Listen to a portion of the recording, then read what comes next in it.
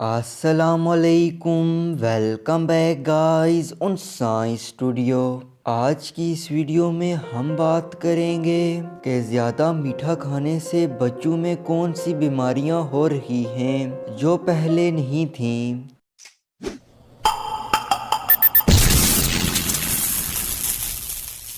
بچوں کو میٹھی چیزیں بہت پسند ہوتی ہیں، لیکن لمٹ سے زیادہ میٹھا کھانے سے بچوں میں وہ بیماریاں ہو رہی ہیں جو پہلے کبھی نہیں دیکھی گئی تھیں۔ ان بیماریوں میں ٹائپ 2 ڈائبٹیز اور فیٹی لیور ڈیزیز شامل ہیں۔ 1980 سے پہلے یہ بیماریاں شراب سے ہوتی تھیں، لیکن آج 30% بچوں میں ٹائپ 2 ڈائبٹیز اور ایک قسم کی non alcoholic fatty liver disease پائی جاتی ہے۔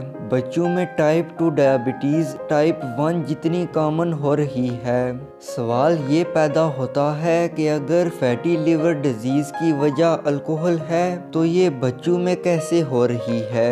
اس کا جواب چینی ہے۔ چینی گلوکوز اور فرکٹوز سے مل کر بنتی ہے۔ فرکٹوز اور ایتھانول جسم کی ضرورت نہیں ہے۔ ایتھانول الکوہل کا کیمیائی نام ہے۔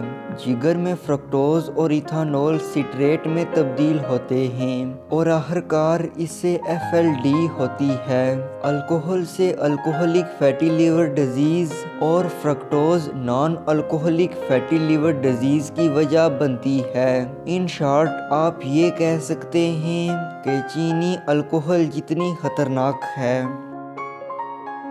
اگر آپ کو آج کی ویڈیو پسند آئی ہے تو ویڈیو کو لائک ضرور کریں۔ ملتا ہوں اگلی ویڈیو میں، تب تک خدا حافظ۔